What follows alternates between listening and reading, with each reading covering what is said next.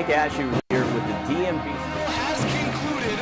The DMVSTREAM.COM. Sean Parker along with Nick Allison. I always wanted to play volleyball in college. Cordova trying to dig it out of the board. And they score!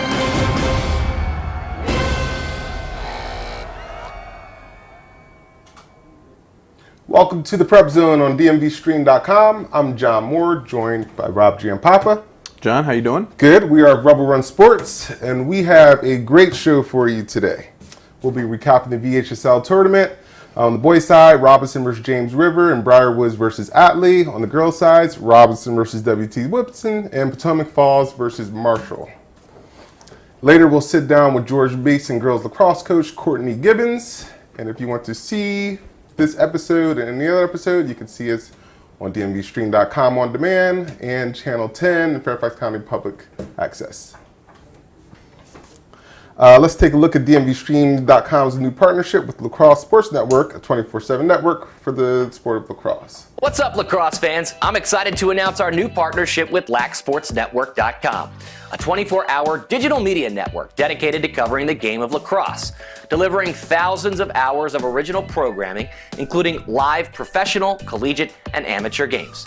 Now, those of you that already know about Synthesis Multimedia Productions and our platform at DMVStream.com, you know that our group has become the Mid-Atlantic's dominant force in providing live streaming of pro, college, and local high school sports. Now, in this new partnership with LacSportsNetwork.com, we'll be bringing you, the viewers, unprecedented live coverage of the Mid-Atlantic's most notable high school lacrosse programs, with matchups that include teams like Gonzaga, Georgetown Prep, Landon, Loyola Blakefield, McDonough, Boys Latin, Hill Academy, St. Paul's School, Culver, New Canaan, St. Stephen's St. Agnes, Collegiate School, and the Washington Catholic Athletic Conference Championship live from the University of Maryland.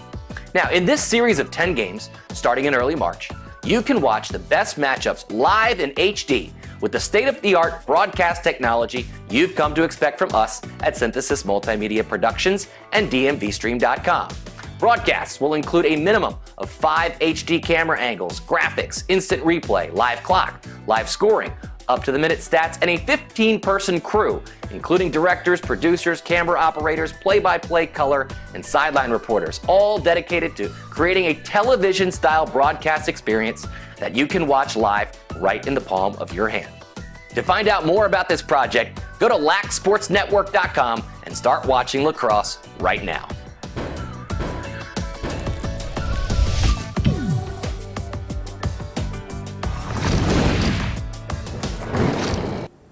Welcome back. We're going to start with the 5A Boys State Championship game, Briarwoods versus Atlee.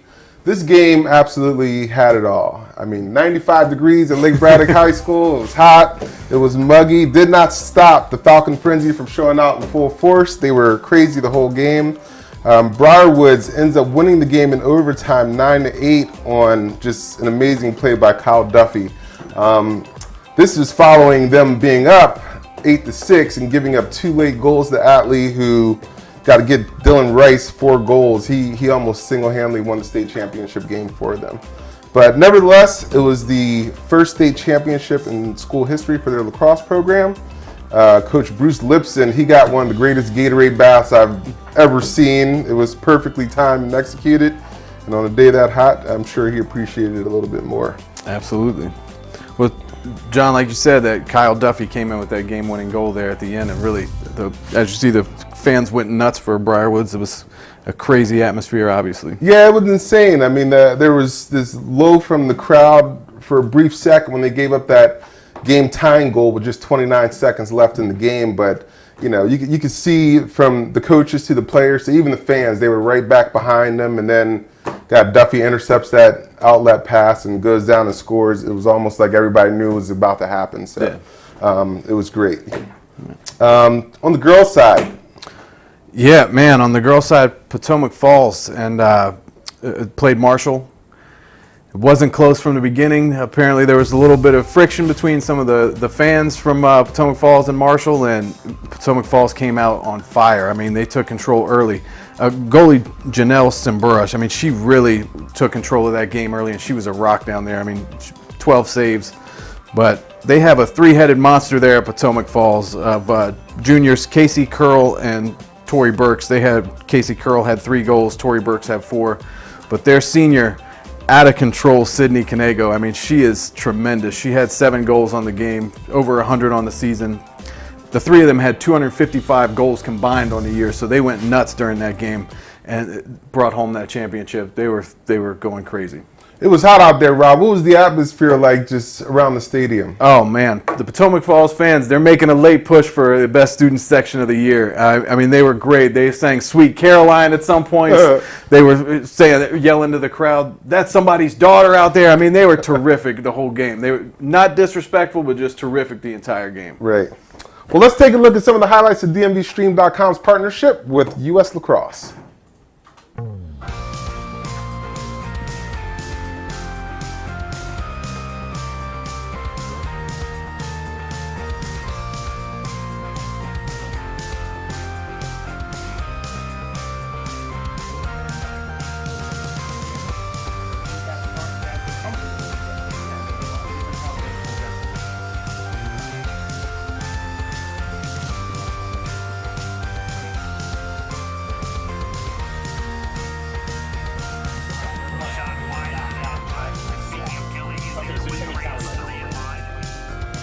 There you go, stand by. Ready to roll?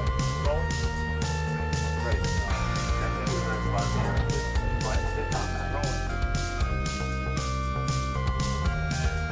Okay, guys, so that's clear to watch number 1. We need number 3 blue. Kelsey for another 20 or so.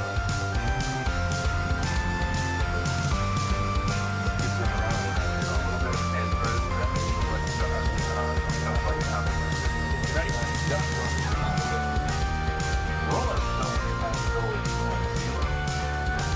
Ready, come back out to 2.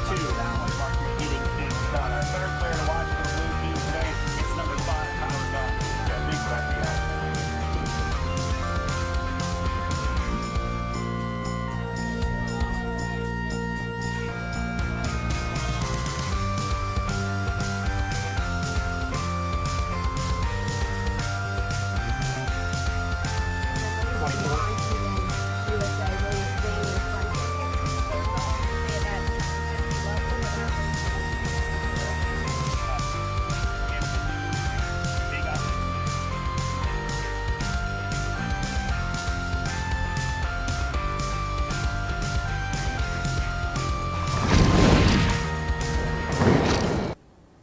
Welcome back to the show. Now we're going to go through the 6A state championship games, and we'll start with the guys.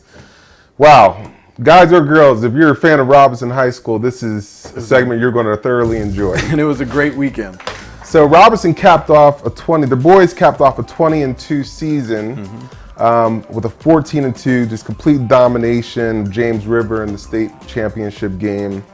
This game seemed over before it started. They walk on the field, they're chanting. The crowd is just as confident as the coach and the players are. This is their 3rd straight state championship game. After the game, I talked to Coach Matt Kern, and he told me that they lost 19 seniors last year. And you look down the stat, this kid Reed Scarborough, a sophomore, 4 goals. Matthew Bethard, junior. I mean, they just have a wealth of talent coming back. I would imagine they're going to be the favorites next year to win states again. Absolutely, they are a ton of fun to watch. Reed Scarborough is tremendous. I mean, like you said, he had 4 goals in the game. He's a lot of fun to watch. But Matthew Bethard is unreal in goal. I mean, that guy stops just about everything. Obviously, I mean, they won 14-2 in the state finals, but he is tremendous in that goal.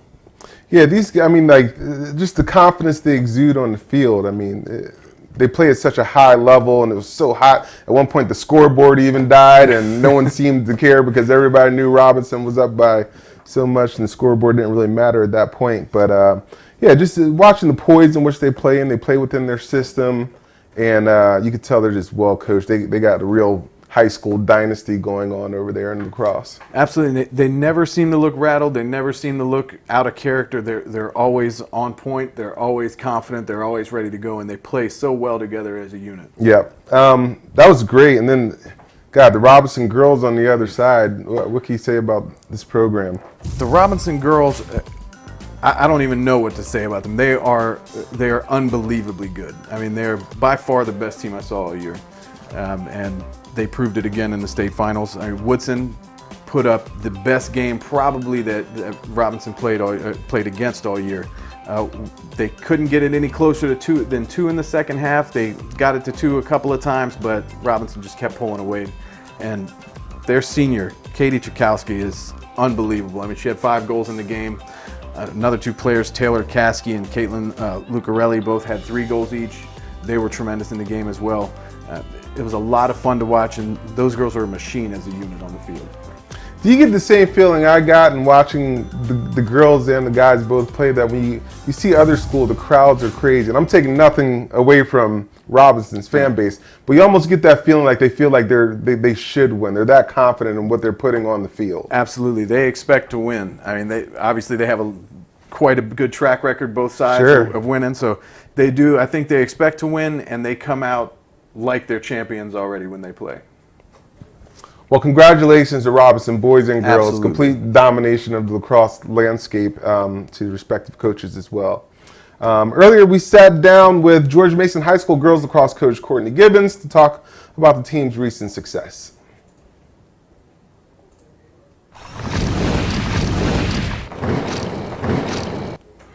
Welcome to another very special edition of the Prep Zone on DMV Stream. I'm John Moore, joined as always with Rob Giampapa. We are from Rubber Run Sports. Today we have a very fun guest, George Mason High School Mustangs head lacrosse coach Courtney Gibbons. Welcome to the show. Well, thanks for having me. Well, Courtney, tell us a little bit about yourself. How did you get into coaching? I played lacrosse all growing up and played in college, and then I just knew after college I definitely wanted to get into coaching, and I'm a PE teacher, so that allows me to coach, which is nice. So I coached for a year up in New York, and then I moved down here and found Mason. All right, you say you found Mason. Let's talk about They found me. George No, I'm Mason kidding. High School. Yes. Small school, Falls Church, Virginia. A lot of their sports play in 2A, but you guys actually play in 4A. So kind of give us a backstory on George Mason High School and the division you play in. So yeah, lacrosse, they didn't have the 2A lacrosse for us to join any of those leagues. So we joined the Dulles district, and so we play up, but we love it because it's more competition, and it's worked out well for us. It's kind of far bus rides, but the rest of our school is bull runs, so they drive way farther. We're actually close compared to them. How does that decision get made? Like, what goes into that decision? Who makes the decision to play up in 4A? I make all the decisions at Mason, so I'm just kidding. Our athletic director, Tom Horn. I don't know. Okay. It's not, it's just where we are. Yeah. We haven't switched. We just have stayed in the Loudoun and Dulles district. Okay. Go ahead. Well, let's talk a little bit about your season. You all had a terrific season, state runner-ups. You had to play Woodgrove 4 times this year. Yep. It can't be fun playing Nora Bowen as a coach 4 times. She's been terrific. How satisfying was it to get that win in the conference finals, though? It was awesome. That was by far, I was telling the girls, that was my favorite win playing and coaching. We've played Woodgrove for years now, and to finally beat a team after playing them so many times is really exciting. And the girls played great. It was great to see them come together and just play what I can. I watched them at practice and the potential they have, so to apply that to a game was exciting. But How's your in-school recruiting work? I mean, there's a successful soccer team there. Yep. Right? Yeah. So a lot of the athletes, I would assume, play soccer. Mm-hmm. So do you walk the hallways? Do you watch the basketball players saying you could be good at lacrosse? Yeah, I am a phys ed teacher, so I get to recruit pretty much every day. But I've had a few come out from just kind of watching them in PE or other sports. But it is hard. It's very spread across all of our different sports, and the girls who play soccer are into it. Like, they stick with soccer usually. So. Well, let's talk about your team a little bit. You have a sophomore-junior combo, Sarah Lubno and Amy Roche. Yep. They're terrific. You had 4 players that were all-state. Yep. All right. Tell us a little bit about that team. The team is great. I was saying the one thing about this season that is so special is how well they get along and how much fun they have. We work really hard at practice, but we also laugh, and they love being around each other. So that's something like you can't coach girls liking each other. It can be dicey at times. So it is awesome to see that. And then with Lubno and Amy, they work really well together. Like, it's so cool each year. It gets better and better. And so this year definitely things clicked. And they just, together at midfield, they, are on all ends of the field. They're all over. So they definitely are a huge part of our team. Do they play together outside of high school? Do they play club No. together, anything like that? No. So Lubno plays for Crash, and then Amy plays for Cardinal. Okay. So. Yeah, that was kind of my next question. We talked to a lot of coaches, basketball coaches, soccer coaches, and there's a lot of year-round, their off seasons usually Yeah. for like a week, and then we got to get ready for this and this. So Yeah. what's kind of, after the season ends, what's your situation moving through the summer? Like, what's your advice to the kids to get better during the summer? Well, I told them to remember how they felt after Saturday, losing the state final. Let that motivate them to just get out there and work on their stick skills, work on shooting, work on their conditioning and speed and agility. It's ultimately, it starts now. You can't just pick the stick up in February, and so we do a good amount of off-season workouts, and we do like Tuesday, Thursdays, and so that's made a huge difference too. Like, being at the school, I can do that right after school. And then our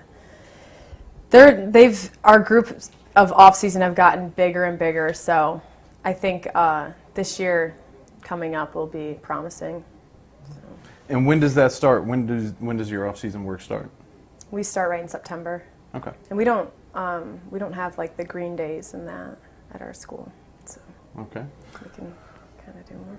Why do the girls wear less pads? He's got some video and shots of girls hitting harder, sloshing other girls, and they're wearing, we know girls are tougher, but... Yeah. It's not technically a contact sport, so goggles and mouth guard, and they got their sticks. Bravery. Yeah, I guess. Well, tell us about some of the players that you have to go against. Who are some players in the area that you have to game plan for on a consistent basis? Nora Bowen. She's the main one. We face guard her with as best as we can every single game, but I think the thing that's so impressive about her is she continues to score 4, 7, 6, whatever, goals being face guarded. She's just a phenomenal player all around.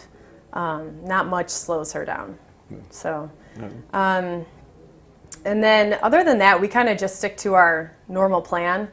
We definitely, if a girl's starting to be more of a threat, we'll throw a face guard on her, but she's the main one who we definitely try to lock up. Okay. Not to bring up a sore subject, but is Woodgrove a natural rival for you guys, or is that a rivalry now? You played them 4 times, suffered 3 losses. Yeah, they're a rival definitely now because of lacrosse, but we don't see them in any other sports at Mason, so they don't. Right. But it's a really good rivalry, though. It's kind of special when you have 2 teams play each other that much and that competitively, and they still get along. And they're not nasty to each other. It's both teams really do actually get along, and their coach is amazing, Bob Fullers. We are good friends, and we can talk before games, after games. He's a great guy too. So it's been a very healthy rivalry where others can get real choppy and be, even dangerous out there. You want to name any teams? No, I don't. I will pass. Well, speaking of Coach Fuller, are there any other coaches in the area that you talk to, that you lean on, that you go to for advice for anything? He's the main one right now. Our new Riverside coach is great. The coaches in the whole conference are all very nice and supportive. I coach Cardinal lacrosse, so I'm in contact with Gene from Oakton and all different coaches kind of from around the area, which is nice. And it's just good to be able to talk lacrosse with other, adults and what they go through and what's going on. And also just pick their brains. Like I just try to like pick Bob's brain on anything lacrosse-wise. So you're from New York. You played lacrosse in New York. yes. Are there different styles? I know in basketball, some guys, there's New York style basketball, and like there's different styles of lacrosse. I don't know. Yeah, I think that the lacrosse game has just improved so much. I think one thing that is different coming from me is just more of a like tough mentality. So I try to make my girls tougher every day. Yeah. That's the New York answer in every sport. Okay, yeah. I mean, that's kind of the only like main difference when it comes to this sport. But I'm not like a fluffy, like there's going to be winners and losers. And at practice, we make things competitive. Like we have winners and we have losers. And that helped us a ton this year because it prepared us for big games and for pressure situations. And I think, sports are amazing. They're great, and there's more to it than winning and losing, but I still want to win, and that's important. Well, you said you coach Cardinal. Yes. What is the biggest difference for you between high school and club lacrosse? High school is, it's really special how the girls, like the bond they create, and like we see each other every single day. Where like club teams they can be really close, and these girls are also best friends. But in high school, you spend almost every single day together for almost 4 months, which it is just kind of crazy. When like the season ended Saturday, we're like, oh my gosh, like we've spent every day together almost for now 4 months straight. Right. And it was funny because the girls were like, this is so weird. Like Monday, they're like, I just want to go to practice. I was like, oh, well, we're not. But, but it was like, yeah, it was weird. I was like, yeah, I'm going to miss like just seeing you guys. And so I think that's the main difference with high school. It's pretty cool to see. And I like seeing the girls, in school. That's when I didn't teach at Mason, you don't have that same rapport and relationship with the kids. So it's cool to see them every day in the halls and be able to have them come in on breaks and hang out and just know them like more than just a lacrosse player. What are your expectations for next season? Win states. I mean, I just want to have another successful season. I want the girls to walk away, having a great time. This year we had so much fun together as a whole group, so just making sure we have fun and we're working hard, and the ultimate goal now is to win states. Mm-hmm. Well, you have a young team. I mean, you're bringing back a lot of players. Well, we only had one senior at the end with our final 18. So we've got, our core is going next year to be seniors and juniors.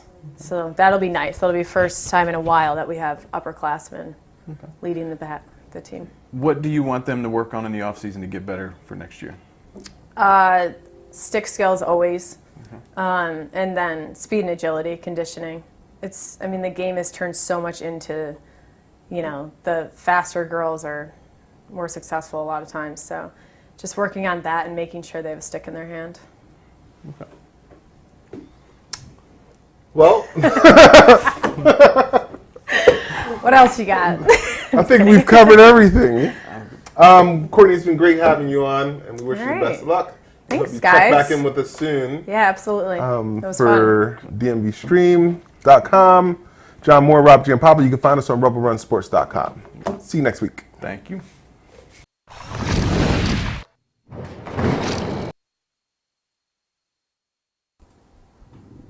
Hey everybody, John Moore here to unveil the DMVSTREAM.COM Athlete of the Week.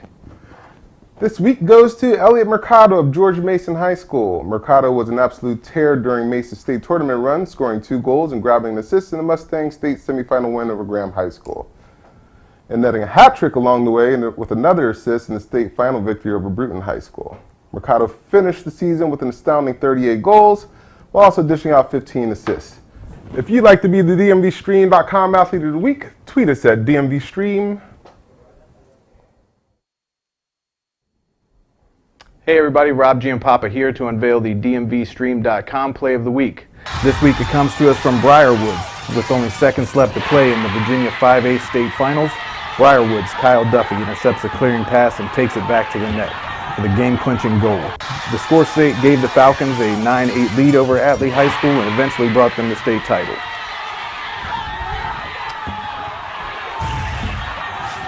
If you would like your play to be considered for the DMVSTREAM.COM Play of the Week, please tweet us at DMVSTREAM.